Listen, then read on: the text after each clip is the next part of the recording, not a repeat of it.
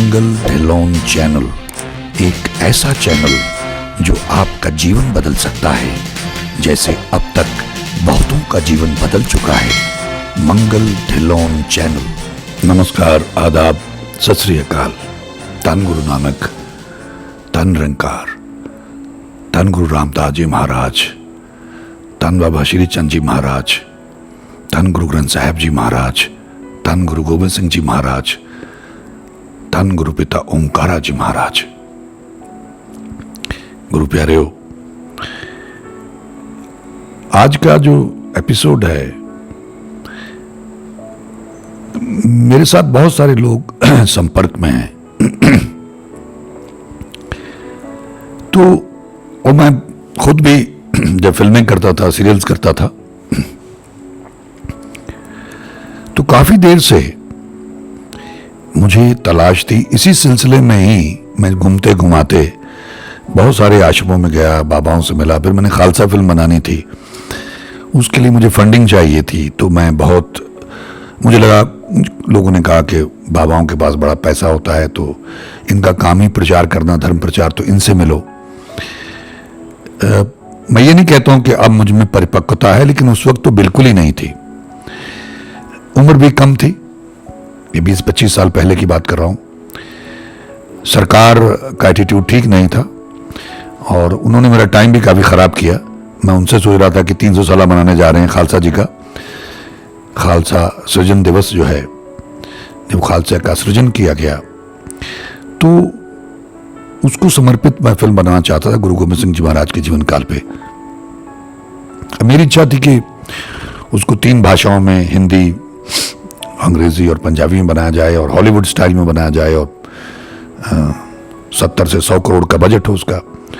लेकिन यहाँ आप समझ सकते हैं कि स्थिति क्या थी पंजाब सरकार की, और मेरी अपनी, मैं इतना फंड अरेंज नहीं कर सकता था। खैर, तो उस वक्त मैं बहुत बाबाओं को मिला।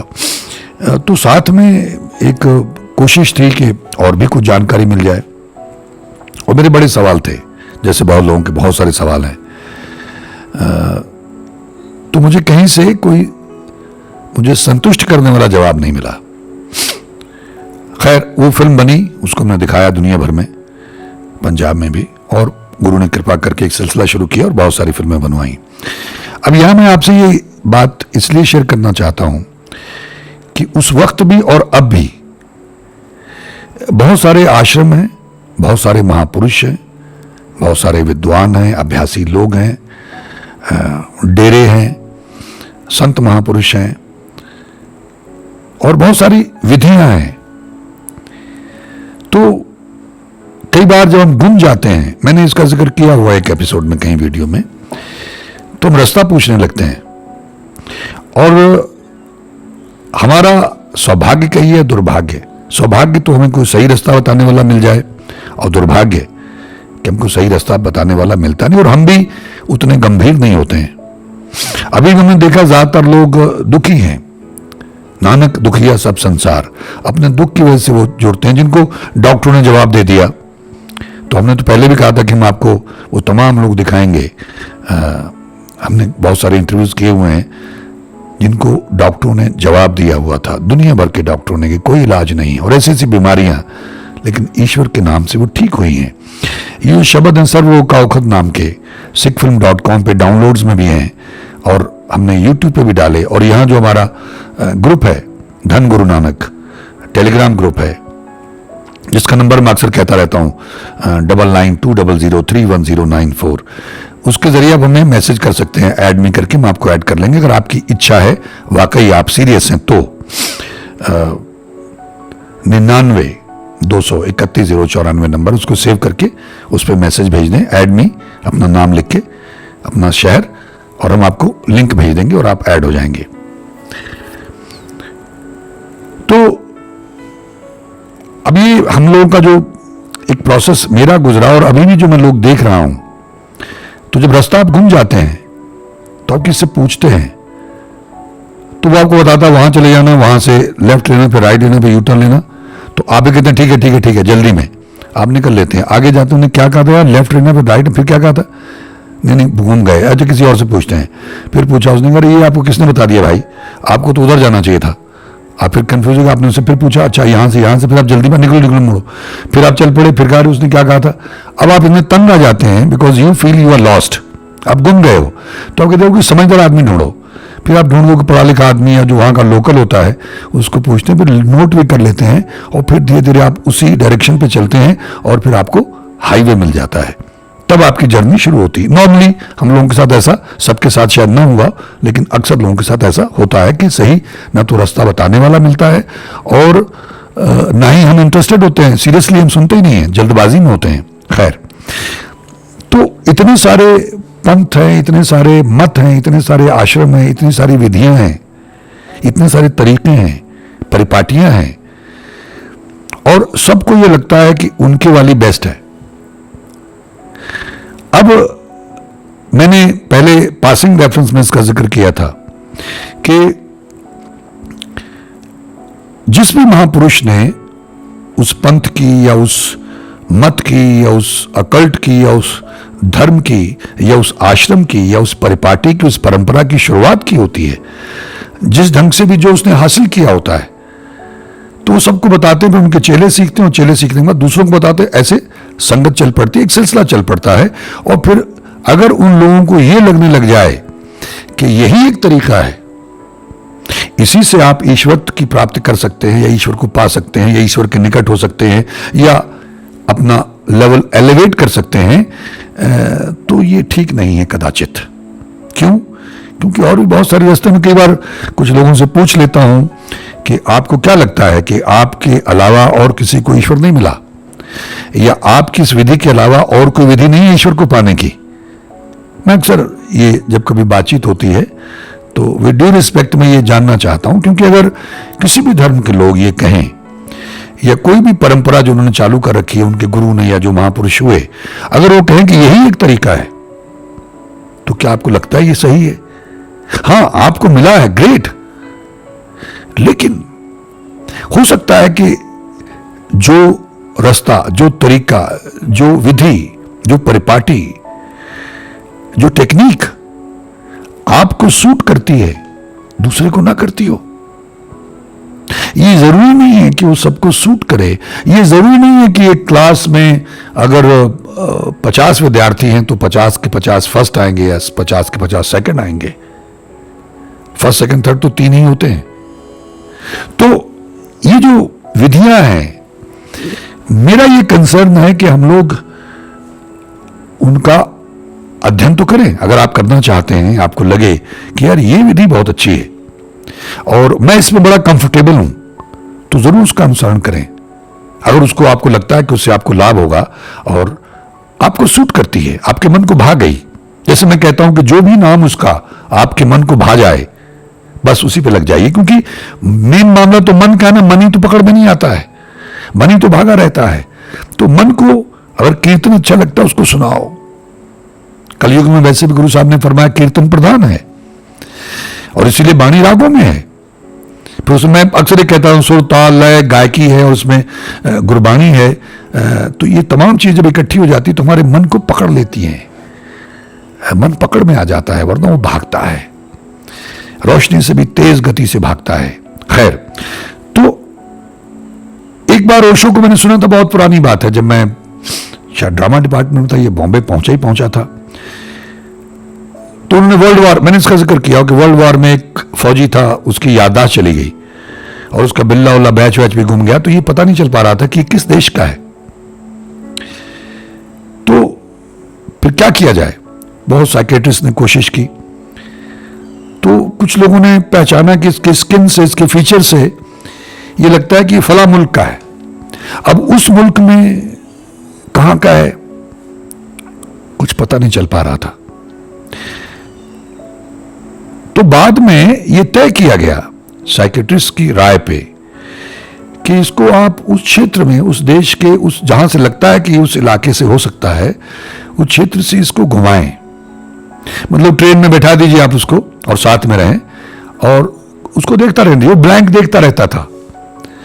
तो जो चीजें इसकी यादों में समाई हुई हैं, बचपन की इसकी यादें हैं, जुड़ी हुई हैं, अचेतन मन में कहीं हैं, लेकिन शून्य हो गया सब, इरेज हो गया है उस वॉर के दौरान, ऐसा सदमा पहुंचा, ऐसा टॉर्चर उसे किया गया, जो भी उसके साथ हुआ जिसकी वजह से उसकी याददाश्त चली गई, तो हो सकता है कि वो ट्रिगर करे।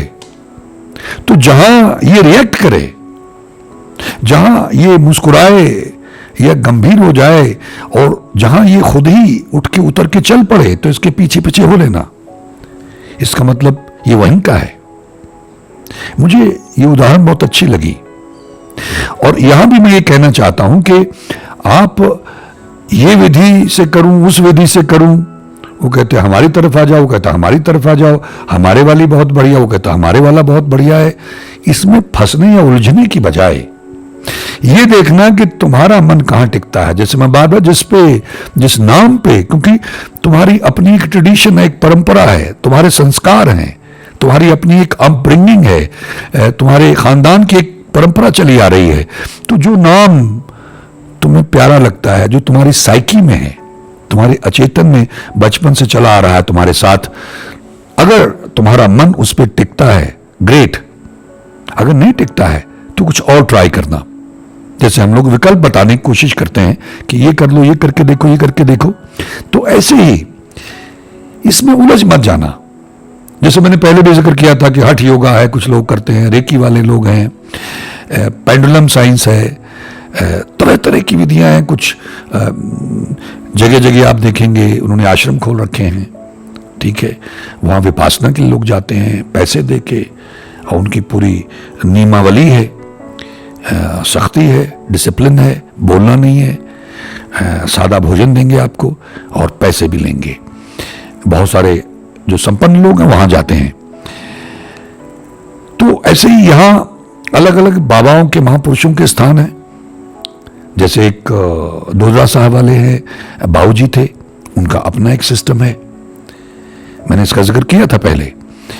जैसे तरमाला जी थे, सेवा सिंह जी तरमाला, उन्होंने प्रभु मिलने का चाव बहुत प्रचार किया उन्होंने, और बहुत विधियां बताई उन्होंने। बल्कि मैं उनसे मिला था, मेरी इच्छा थी कि हम 3D एनिमेशन में लोगों को दिखा के समझाएं, क्योंकि देखने का सुनने और पढ़ने से 32 गुना ज्यादा असर होता है, ये साइंटिस्ट ने साबित किया है। तो मुझे लगा कि दिखाएं लोगों को, ताकि लोग ऐसे अभ्यास करें। फिर मैं और नानक सर जो है वहाँ कलेरा, वहाँ गया, तो उनका अपना एक सिस्टम है। और बहुत जगहों पे गया हूँ, मैं सबके नाम नहीं गिनवाना चाहूँगा, हो सकता कुछ लोगों को ये ठीक ना लगे। तो सबका अपना अपना एक सिस्टम है, और उस सिस्टम के जरिए जब शुरुआत हुई, जिसको मिला दमदमी टकसाल है, ये तो चलो बाबा दीप सिंह जी और बाबा मनीष सिंह जी उनके समय से चली आ रही है। तो इस तरह से अलग अलग, अब कबीर पंथी हैं, उनका अपना सिस्टम है, रविदास जी महाराज के जो अनुयायी हैं उनका अपना सिस्टम है, बहुत सारे नामदेव जी महाराज के अनुयायी हैं, उनका अपना एक सिस्टम है। तो जैसे नामदेव जी ने पाया, जैसे रविदास जी ने पाया, जैसे कबीर जी ने पाया, तो वो जो पंथ है वो उस हिसाब से आपको बताएंगे कि आप ऐसे करेंगे तो मिलेगा, और ये नाम जपेंगे तो मिलेगा आपको, ठीक है, क्योंकि वहां उसको इस तरह से पाया गया। और अभी यहां भी पंजाब में भी, जैसे तरमाला जी के यहाँ मैं उनको मिला, मेरे दर्शन करने का सौभाग्य हासिल हुआ था। और उसके बाद भी मैं एक बार गया, एक बदनी कला में बाबा जी थे, उनके यहाँ भी मैं गया था। तो उनका अपना एक, हालांकि वो नानक सर से ही ताल्लुक रखते हैं, तो उनका अपना एक सिस्टम था। ऐसे ही भाई साहब हैं धर्मजीत सिंह जी, कौके कला में मैं उनसे भी दर्शन करके आया, उनके साथ बैठा मैं और उनको सुना, और वो अभ्यास कराए थे लोगों, तो हमने भी किया साथ में, क्योंकि लेना तो ईश्वर का ही नाम है ना, उस मालिक का नाम लेना है, उस एक को पाना है। वो नाम उसके अलग हो सकते हैं, तरीके अलग हो सकते हैं, साधन अलग हो सकते हैं, लेकिन पहुंचना तो वही है। तो इस तरह से मैं ये बात क्यों कर रहा हूं आप लोगों से कि कोई भी आदमी कंफ्यूज ना हो, क्योंकि जब चॉइसेस बहुत हों, कई बार आप दुकान में जाते हैं, अगर वहां एक ही दो चीजें हों तो आपके लिए चुनना आसान हो जाता है। ये चॉइस ही ना हो, एक ही चीज पड़ी हो, तो आपको लगता बस यही है, लेना हो लो, नहीं तो नहीं लो, तो आपको लगता भाई और तो कहते चलो यही ले लेते हैं। जब इतनी सारी चॉइसेस हों, और भी बहुत सारे आश्रम हैं और बहुत सारे कंट्रोवर्शियल आश्रम हैं, दरवेश है, उनका अपना तरीका है, कि कुत्ता दरवेश होता है, विनम्रता, हालांकि उनमें भी बड़े मतभेद हैं, लेकिन मैंने उनके यहाँ भी देखा है कि अपग्रेडेशन तो होती है, पावर तो आती है। अगर फरियाद करते हैं, अरदास करते हैं सब लोग, तो लाभ तो होता है। ऐसे और भी बहुत सारे, मैं माफी चाहता हूं अगर मैं सबका नाम नहीं ले पा रहा हूं, तो अलग अलग हैं। जैसे राधा स्वामी वाले अपना सत्संग करते हैं, उनकी बहुत बड़ी संगत, आप कहीं किसी भी शहर में जाएं तो आपको राधा स्वामियों का बाहर मिल जाएगा। बहुत अच्छी जगह पे उनका जो स्थान है सत्संग के लिए, वो आपको मिल जाएगा। गुरु जी हैं, उनका बहुत बड़ा स्थान बना हुआ है दिल्ली में। कुछ लोग उनके बहुत अनन्य भक्त हैं, अनुयायी हैं। उन्होंने वो खुद नहीं बोलते थे, लेकिन वो तो लोग बोलेंगे, अपने अनुभव बताएं, तो उसमें बहुत सारे लोग जुड़े हुए हैं। ऐसे ही बहुत सारे लोगों के अपने अपने आश्रम हैं, और वो अपना रिकॉर्डेड कुछ बजाते थे भजन गुरबाणी में से ही, और सबको बैठ के सुनना होता था। और उनकी अपनी एक ट्रेडिशन थी, परंपरा थी, और बहुत लोग मानते हैं। ब्रह्म कुमारीज हैं, उनका अपना एक सिस्टम है। तो ऐसे कितने ही लोग हैं। और मैं यहां देखता हूं हमारे ग्रुप में भी, जो धन गुरु नानक हमने ग्रुप बनाया है, तो उसमें बहुत सारे लोग घूम फिर के आए हैं। कुछ लोग बताते हैं, कुछ लोग दुखी होके आए हैं, कुछ लोग निराश होके आए हैं। तो देखिए, अब अगर आप कहें कि वहां जाएंगे तो आपको वो विधि बताएंगे और आपको मिल जाएगा, नहीं, मिलना तो आपको अपनी मेहनत से और भाग्य से है। विधि हेल्पफुल हो सकती है, लेकिन जो गुरु नानक देव जी महाराज का रास्ता है, गाड़ी राह, हाईवे टू सॉल्वेशन, सुने दुख पाप का नाश, सर्व रोग का औखुद नाम, शब्द गुरु सुरत धुन चेला, नानक नाम जहाज है चढ़े से उतरे पार। ऐसे और भी बहुत सारे तुके हैं गुरु नानक देव जी महाराज की और गुरबाणी की, जो इसको सरल कर देती हैं। आपको किसी गाइड की जरूरत है तो हमको ये लगा, मुझे ये बहुत अच्छा लगा, गुरु नानक देव जी का मार्ग, गुरबाणी का, गुरु ग्रंथ साहब का मार्ग सर्वोत्तम लगा, लेटेस्ट और सर्वोत्तम। तो मैंने इसको फॉलो करना शुरू कर दिया। अलग बात है कि मैं सिख धर्म में पैदा हुआ, सिखों के घर में पैदा हुआ, लेकिन मैं दरवेशों में जाता, वहां भी बहुत सारे हर धर्म के जात के लोग आते हैं। मैं यूपी में रहा, मैं मंदिर में भी जाता था, मस्जिद में भी जाता था, मेरे मुसलमान भी मित्र थे। हम सभी धर्मों का आदर करते थे, अब भी करते हैं। तब पता नहीं था, लेकिन धीरे धीरे धीरे मेरी माताजी दरवेशों को मानती थी, वो वहीं जाती थी, उनका मन वहीं रुकता था, हमारी बड़ी आपस में डिस्कशन होती थी। तो अब उनका मन वहां टिक गया था, तो ठीक है। हालांकि वो चर्चा गुरु ग्रंथ साहब की और गुरुओं की ही करते थे मोस्टली, और जो धारणा लगाते हैं, जो शब्द लगाते हैं, उसमें भी गुरु ग्रंथ साहब में से, गुरबाणी में से ही ज्यादातर वो लोग कोई ना कोई शब्द लेके धारणा लगाते थे। तो मैंने कई बार अज्ञानतावश अपनी मां से कहा कि भाई, जब आप सब लोग गुरु नानक की ही बात करते हो, गुरु तेग बहादुर साहब की बात करते हो, गुरु ग्रंथ साहब से कोट करते हो, तो फिर इधर ही आ जाओ ना। तो वो नहीं मानती थी हम लोगों की बहुत। तो कई बार मैं अपनी अज्ञानतावश उनसे ये कहता था कि भाई, अगर कोई हवलदार है उसको मिलना तो आसान है, थानेदार को मिलना भी आसान है। तो जैसे जैसे ऊपर जाएगा, SP, DSP, SP, SSP, DIG, IG, ADGP, और उसके बाद में डीजीपी, और फिर मुख्यमंत्री और प्रधानमंत्री। तो जैसे जैसे ऊपर जाएंगे तो मिलना मुश्किल हो जाता है। तो आदमी कहते हैं यार, इसी से मिलकर अपना काम करवा लेना। तो मैंने कहा ये अपनी सोच है। एक कोई तालाब है, एक सरोवर है, और एक समंदर है। तो गुरबाणी, गुरु ग्रंथ साहब और गुरु नानक का जो मार्ग है, ये समंदर वाला मार्ग है, ये समंदर है, ये गाड़ी राह है, ये हाईवे टू साल्वेशन है, और बहुत डायरेक्ट है, स्ट्रेट है, सिंपल है। इसमें बिचौलिया नहीं चाहिए। जैसे पहले बहुत कट्टरपन था उस वक्त, जब गुरु नानक देव जी को ये जरूरत महसूस हुई, जब वो यहां पधारे, तो बहुत ही ज्यादा रूढ़वादिता थी और कट्टर लोग थे, छुआछूत थी, बहुत भयंकर स्थिति थी। तो उस वक्त उन्होंने ये ज्ञान की रोशनी लोगों को दी, मार्गदर्शन किया सबका। लेकिन अब हम लोग वो ज्यादा इंटेलिजेंट हो गए हैं। तो तब से लेके अब तक, अब मुझे ऐसा लगा कि भाई, जब हमारे पास ये एक हाईवे टू साल्वेशन है, तो भटकना क्यों है। और सब कुछ उन्होंने खोल खोल के बताया हुआ है गुरबाणी में। भक्तों ने, जितने भी उस लेवल के भक्त थे, जो उसी अप्रोच में, उसी राह में, उसी तरीके में, उसी विधि में यकीन रखते थे, उन सबको उन्होंने गुरु ग्रंथ साहब में शामिल किया और जो उस एक की बात करते थे। तो जब इतना बड़ा सागर हमारे पास मौजूद है, ज्ञान का सागर, अमृत का सागर, और ये तमाम ब्रह्म ज्ञानी जिन्होंने उस मालिक को पा लिया, उसका रूप हो गए, और फिर ये सब कुछ हमें बताया हमारे भले के लिए, हमारा मार्गदर्शन किया। बेसिक बात तो प्रेम की है। पोथी पढ़ पढ़ जग मुआ, पंडित भया न कोई, ढाई आखर प्रेम का, पढ़े सो पंडित होए। हमारे यहां मैं एक्टर्स को 3 कैटेगरीज दिया करता था। ये मेरा अपना ही, ईश्वर ने मुझे जैसी बुद्धि दी तो मेरा अपना ही एक सिस्टम मैंने बनाया, मैंने कहीं पढ़ा नहीं था, कि 3 तरह के एक्टर्स होते हैं। एक मेड अप एक्टर होता है जो मेहनत करके एक्टर बना है, मतलब उसने बड़ी मेहनत की, सारी किताबें पढ़ डाली, सारी टेक्निक सीख ली, सारी विधियां सीख ली और फिर उन पर मेहनत की, तो वो काम चला हुआ एक्टर बन जाता है। मतलब ठीक है, काम चलाएगा वो, लेकिन वो मजा नहीं आएगा आपको उसकी परफॉर्मेंस देख के। एक एक्टर होता है इंपल्सिव, वो कोई बहुत बड़ा बुद्धिमान नहीं होता, बहुत इंटेलिजेंट नहीं होता, उसने बहुत पढ़ा उड़ा नहीं होता है, बहुत नॉलेज नहीं होती उसको, ज्ञान नहीं होता है, लेकिन इंपल्स होती है।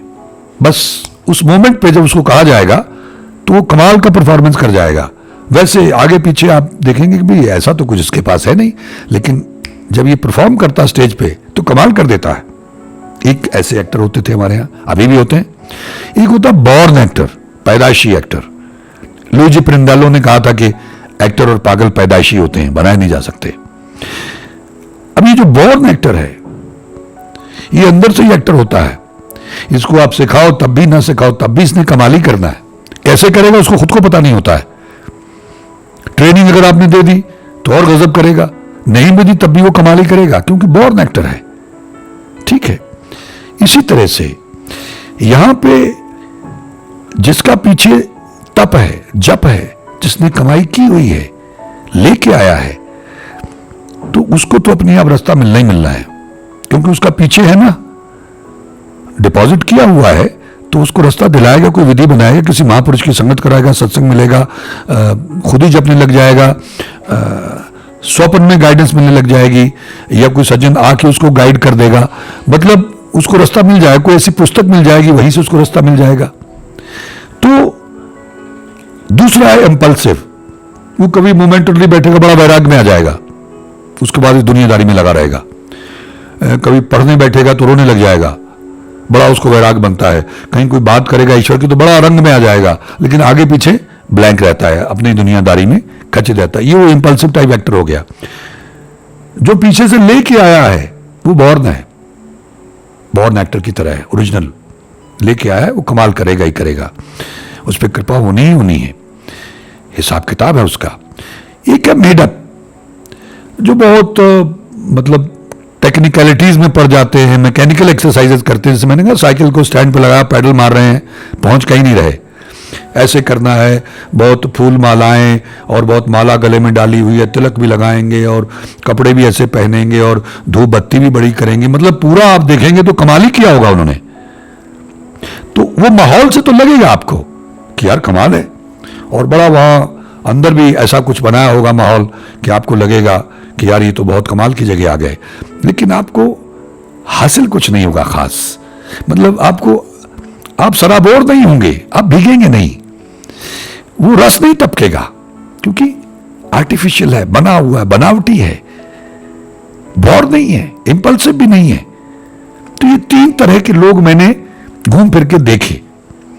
अब उसमें आपको चयन करना होगा। एक तो जो वर्ल्ड वॉर की बात कि उसकी याददाश्त खो गई, उसको घुमाया गया कि जहां इसके सब कॉन्शियस में, इसके अचेतन में ये कनेक्ट करेगा, ये अपने आप वहां निकल लेगा, मुस्कुराएगा, बस समझ लेना उसको ये वहीं का है।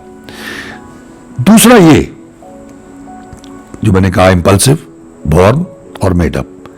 तो आपने कैसे तय करना है, ये मैंने इसलिए कहना चाहा कि तरह तरह के लोग हमसे संपर्क करते हैं और उनका डायरेक्टली और इनडायरेक्टली प्रयास ये होता है कि उनकी विधि या उनका तरीका या उनकी ट्रेडिशन या उनका प्रोसेस अल्टीमेट और बेस्ट है। जैसा आप लोगों ने अनुभव किया होगा, जो बेचारे भटके हैं, और उनके बारे में वो अपने जो गलत अनुभव हैं, बुरे अनुभव हैं, वो लिखते भी हैं, शेयर करते हैं कि हमारे साथ वहाँ ये हुआ, हमारे साथ वहाँ वो हुआ, वो तो पैसे मांगते रहते हैं, वो तो ये करते हैं, वहाँ जमा कराना पड़ता है, वहाँ ये करना पड़ता है। एक मुरथल में आश्रम है, वहाँ भी लोग जाते हैं, हमारे पंडित जी मित्र थे, वो जाते थे, और वहाँ भी जो आर्टिफिशियल बाबा, मैं माफ़ करें मुझे, जो बनावटी बाबा थे, लेकिन जो इनबॉर्न था उनको निकाल दिया उन्होंने वहाँ से। कुछ लोगों ने मुझे लिखा क्या वहाँ आए, तो उन बाबा ने इस जन्म में कुछ अर्जित किया होगा। आर्टिफिशियल से मेरा मतलब ये है कि अर्जित किया है जन्म में, जो भी अर्जित किया उन्होंने। लेकिन दूसरे बाबा का उनकी कुंडली से भी पता लगता था कि इनबॉर्न था, वो पंडित जी ने मुझे बताया था, लेकिन उनको वहां से जाना पड़ा, जबकि वो ओशो के भाई थे, फिर भी उनको मुरथल आश्रम से जाना पड़ा। मैं माफी चाहता हूं अगर किसी को बुरा लगे, लेकिन जो सत्य है वो सत्य, और सत्य चोट मारता है। तो इस तरह के बहुत सारे लोग हैं। अब उनकी अपनी विधि है, मुरथल में लोग वहां जाते हैं, अलग अलग प्रज्ञाएं करवाते हैं, वो बहुत सारे लोग वहां जाते हैं। कुछ लोग तरबाला जी के यहाँ जाते हैं, और वहां उनकी विधि थी, मुझे जो पहले पता चला कि अगर आपको अनहद धुनी सुननी नहीं शुरू हुई, वो आपको तरीका बताएंगे, अगर अनहद धुनी नहीं सुननी शुरू हुई है तो आपको अमृत नहीं छकाएंगे। और जिनको नहीं मिलता था कि नहीं आपको अभी अमृत की दात नहीं देंगे, आपको अनहद धुनी सुननी शुरू, तो वो रोते हुए आते थे। मतलब इतनी चाह थी अमृत की दात लेने की। अभी भाई धर्मजीत सिंह जी हैं, इन्होंने अपना यहाँ शुरू किया है, ये भी विधि बताते हैं, और मुझे ऐसा बताया गया कि उन पर बहुत मालिक की कृपा है, उनकी बहुत ऊंची अवस्था है, और बहुत सारे लोग उनसे लाभान्वित हो रहे हैं, उनको लाभ हो रहा है। ऐसे ही साथ में नानक सर है, उनका अपना एक ट्रेडिशन था, बाबा नंद सिंह जी के टाइम से, बाबा ईश्वर सिंह जी उनके यहाँ से चला आ रहा है, तो उनके भी दुनिया भर में गुरुद्वारे हैं। ऐसे ही रेकी वाले हैं, ऐसे ही दोदरा साहब वाले, उनकी अपनी संगत है, उनका अपना एक तरीका है। ऐसे ही राधा स्वामी है, ऐसे और बहुत सारे लोग होंगे। मेरा ये सब कहने का अभिप्राय ये है कि आप कंफ्यूज मत हो। आपके साथ सामने बहुत सारी चॉइसेस हैं, तो आप कंफ्यूज ना हो, इधर जाऊं उधर जाऊं। कुछ लोग वहां गए, बात बनी, लौट आए, और हमारे ही ग्रुप में हमारे साथ हैं कुछ लोग जुड़े हुए जो लौट आए, निराश होकर लौट आए कई जगहों से। और मैं ये बार बार कहता हूं कि मैं कोई बाबा नहीं हूं, संत नहीं हूं भाई, हम तो गुरु नानक के दर के कुकर हैं। उन्होंने दया की, गुरु नानक देव जी महाराज ने।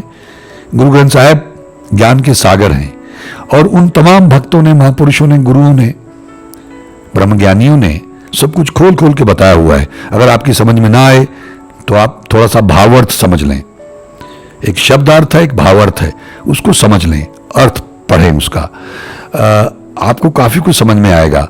अगर नहीं है तो किसी अच्छे की जिसने प्राप्त कर लिया उसकी संगत करें आप। लेकिन बेसिक बात जो मैंने शुरुआत में कही कि हम लोग तो बड़े सीधे साधे लोग हैं, बेसिक लोग हैं। जैसे मैं किसी से बात कर रहा था तो मुझे बहुत सारी विधियों के बारे में, मन क्या है, फुर्दों के बारे में, और उस विधि के बारे में, कहाँ ध्यान लगाना है, कैसे करना है, बहुत फिलोसफिकल बातें वो कर रहे थे मुझसे। अच्छी थी, नो डाउट। गुरबाणी के कुछ अलग मीनिंग वो निकाल रहे थे, वो मीनिंग जो आम आदमी की समझ में नहीं आ सकते, वो निकाले भी नहीं हो किसी आम आदमी ने।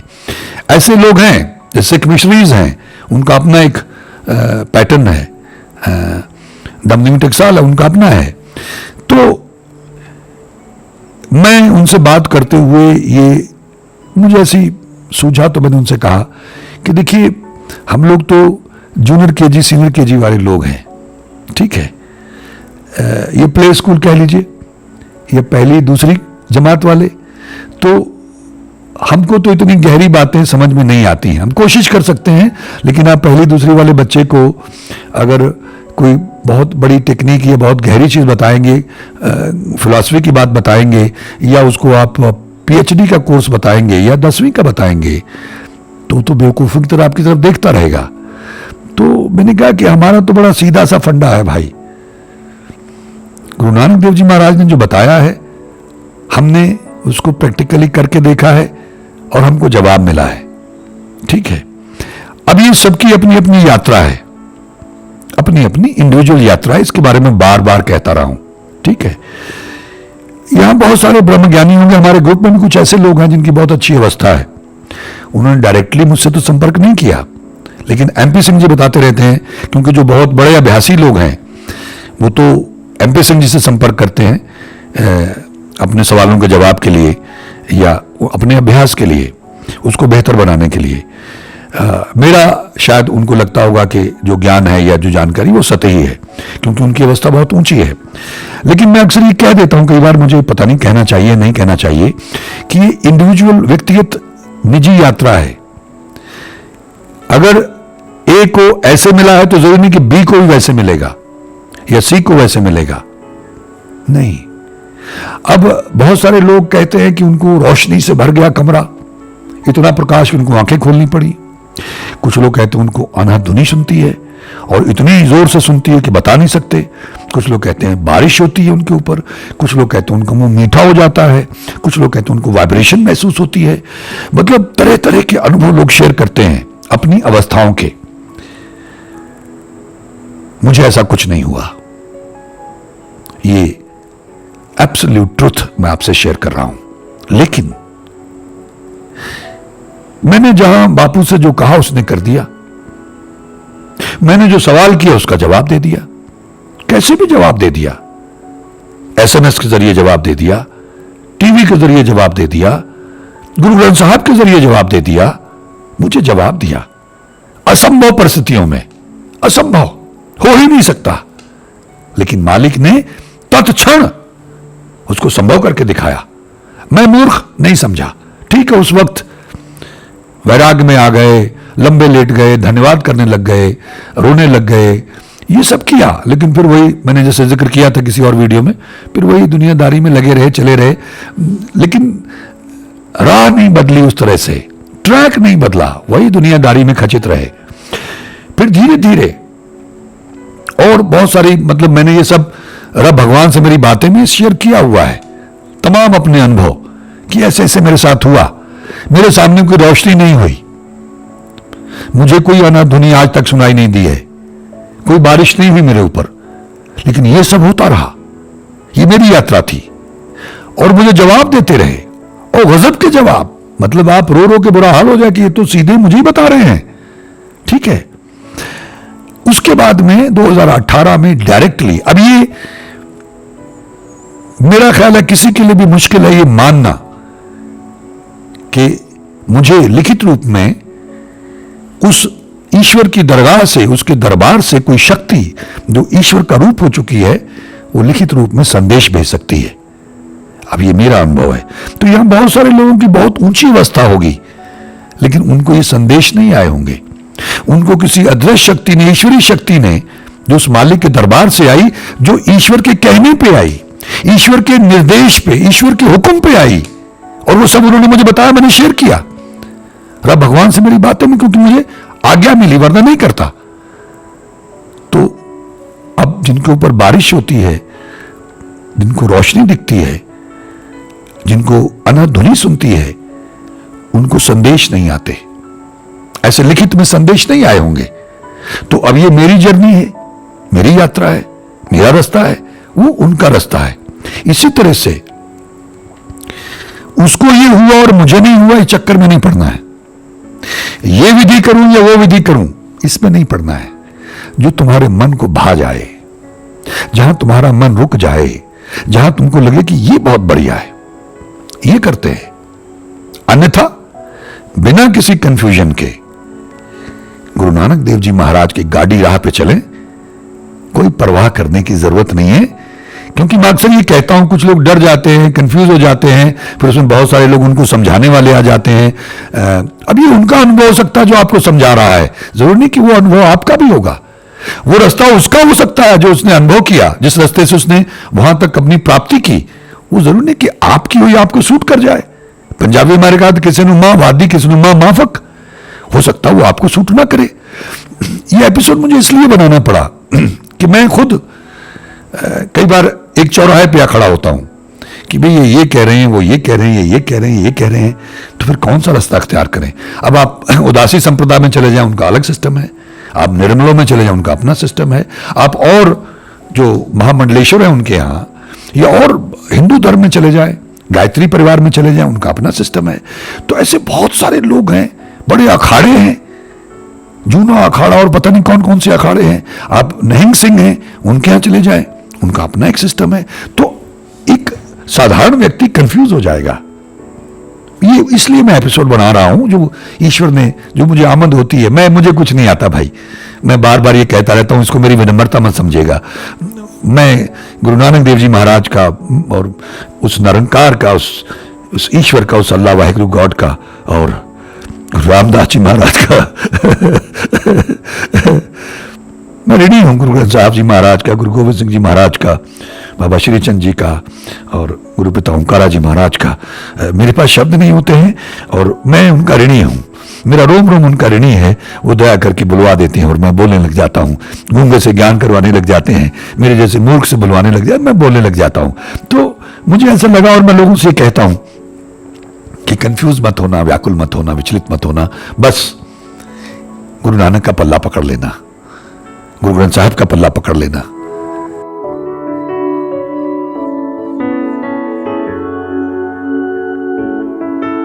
मंगल ढिल्लोन चैनल एक ऐसा चैनल जो आपका जीवन बदल सकता है, जैसे अब तक बहुतों का जीवन बदल चुका है। मंगल ढिल्लोन चैनल।